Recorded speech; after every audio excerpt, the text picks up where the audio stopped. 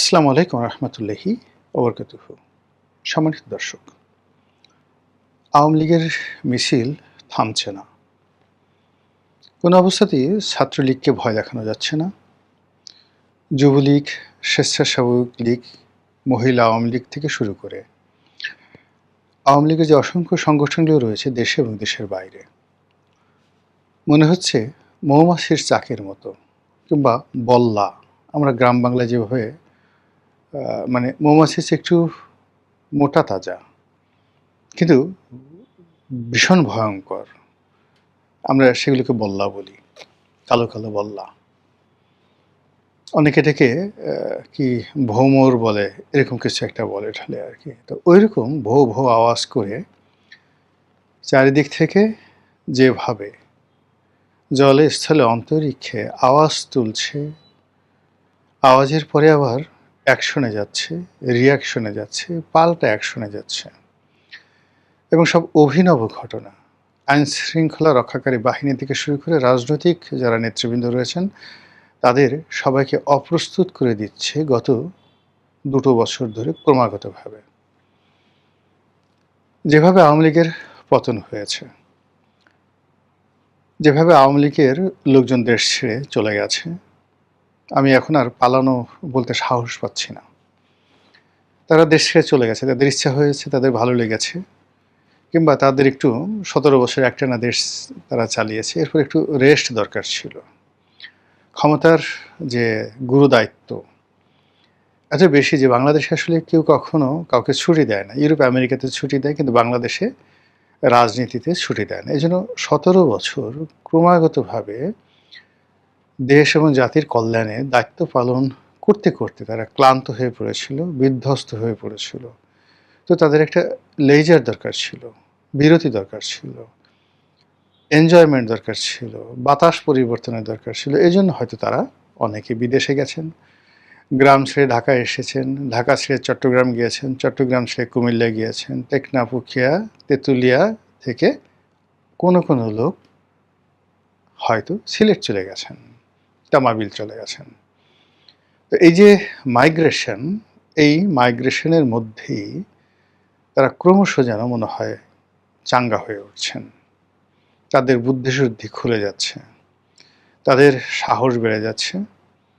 বিশেষ করে প্রতিপক্ষকে ভয় দেখানোর জন্য তাদের যে সকল কথাবার্তা, চিন্তা করুন আমাদের মহামান্য সাবেক প্রধান উপদেষ্টা জনাব ডক্টর মোহাম্মদ ইউনূস।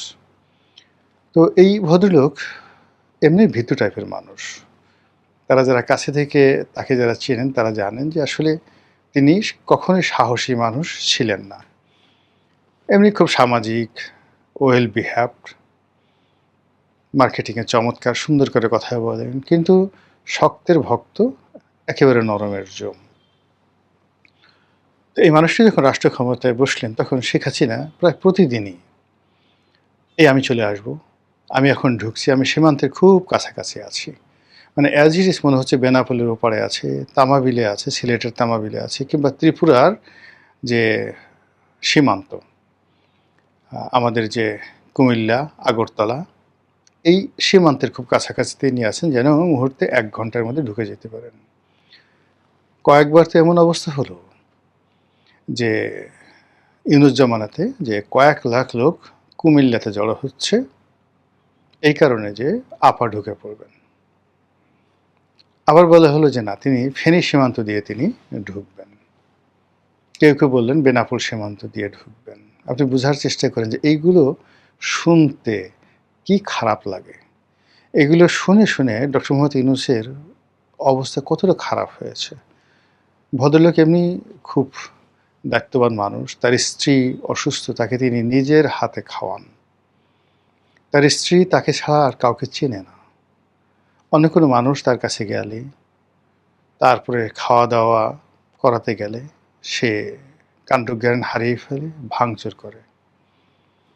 তো কাজেই যে কয়বারই তিনি শেখ হাসিনার যন্ত্রণায় দেশের বাইরে ছিলেন, হয়তো তিনি জনাব তারেক রহমান সাহেবের মতো স্কাইপেতে তিনি হাতের প্লেট নিয়ে তাকে বলেছেন এই খাও।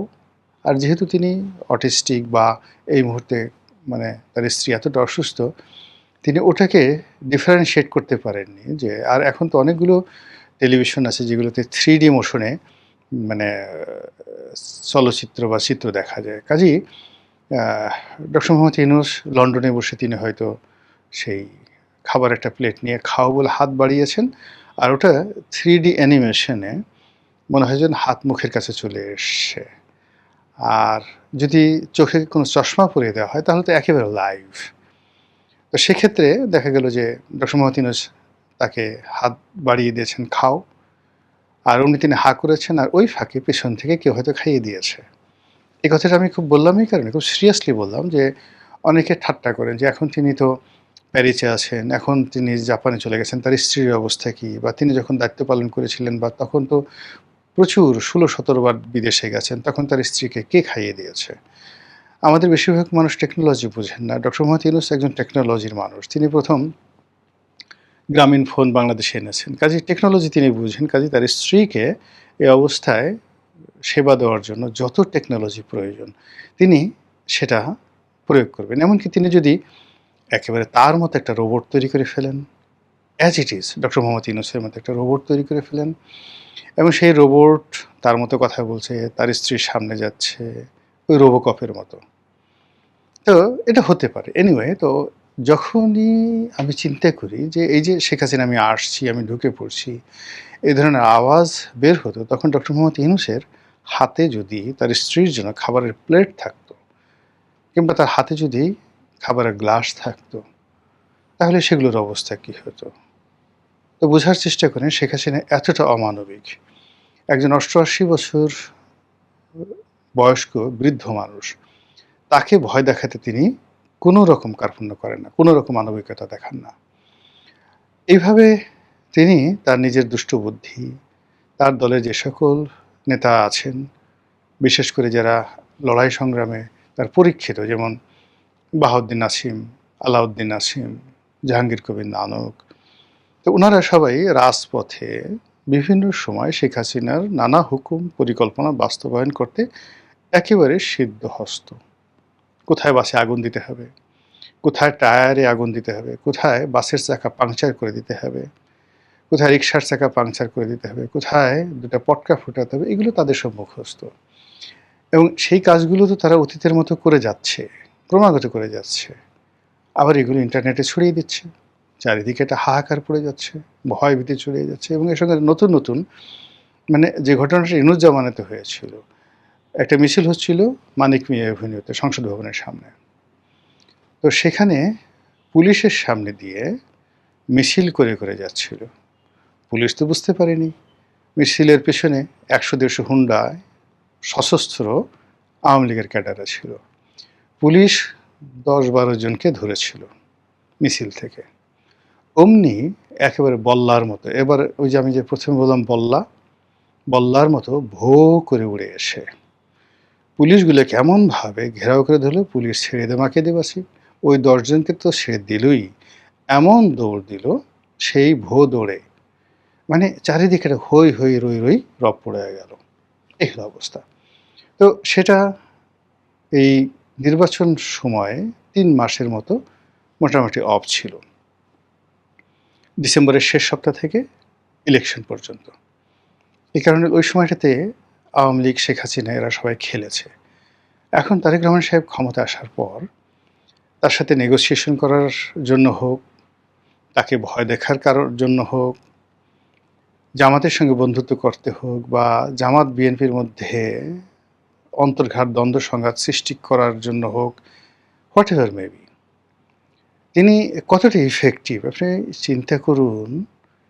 এত কিছুর মধ্যে বাংলাদেশের চাপে, আমেরিকার চাপে, যেখানে আমেরিকা বাংলাদেশে তার ডিপ স্টেট থিওরি বাস্তবায়ন করেছে, যেখানে সাইমা ওয়াজিদ পুতুলের চাকরি যেন না থাকে সর্বোচ্চ চেষ্টা করেছে আমেরিকা, ডোনাল্ড ট্রাম্প এবং ডক্টর মোহাম্মদ ইউনূস।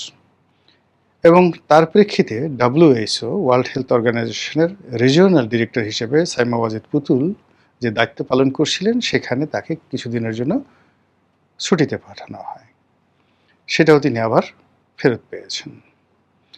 সবাই মনে করেছিল শেখ হাসিনার ক্ষমতায় যাওয়ার সঙ্গে সঙ্গে সজীব ওয়াজেদ জয়ের একদম হলকম টিপে ধরবে আমেরিকা। হলকম তো দূরের কথা, হলকমের নিচে নাভি, নাভির নিচে কিছু, একেবারে যদি বলা হয় একটা পশম ধরে আমেরিকা এখন পর্যন্ত টান মারেনি।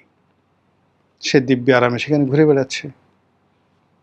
আওয়ামী লীগের লোকজন সেখানে মানে আরও শক্তি সঞ্চয় করছে।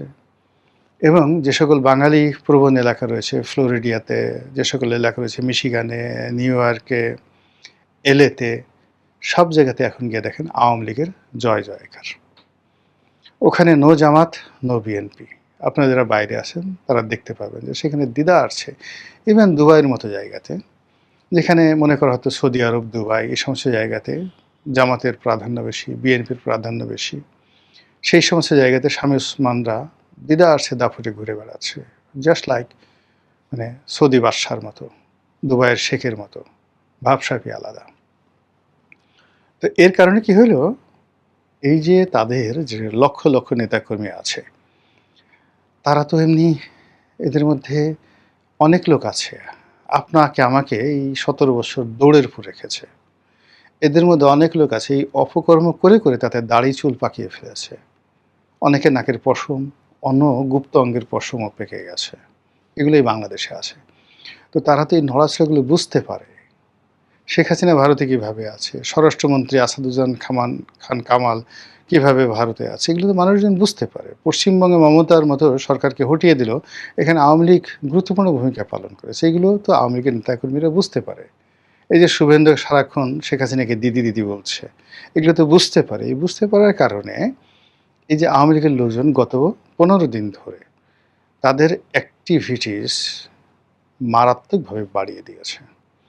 এখন তারা প্রকাশ্যে মিছিল করে, মুখে মাস্কও পরে না, পুলিশের সামনে দিয়ে তারা মিছিল করে, কোনো কোনো জায়গায় পুলিশকে তাড়িয়ে দেয়। এবং যে ঘটনা নোয়াখালীতে ঘটেছে, ও মাই গড, মাইকে, এটাকে মসজিদের মাইক না কোন মাইক আমি বলতে পারবো না, মাইকে ঘোষণা দিয়ে তারপরে বিএনপির লোকদেরকে ছেঁচা দিয়েছে। আচ্ছা, এই ঘটনাটা তো মিথ্যা না, গল্প না, মাইকে ঘোষণা দিয়ে বিএনপির লোককে ছেঁচা দিয়েছে, সমস্ত জাতীয় দৈনিকের। সাথে এই যে আওয়ামী লীগের মিছিল, ছাত্রলীগের মিছিল, যুবলীগের মিছিল যেভাবে রণ উন্মাদনা নিয়ে, যুদ্ধংদেহী ভাব নিয়ে রাজপথে নেমেছে, এখন এনসিপি, জামাত, এবি পার্টি, এ যারা জুলাই আগস্ট বিপ্লবের মাস্টার মাইন্ড, তার সঙ্গে সঙ্গে বিএনপি যেহেতু এখন ক্ষমতায় আসছে, তাদেরকে তো এই জিনিসগুলো মোকাবেলা করতে হবে।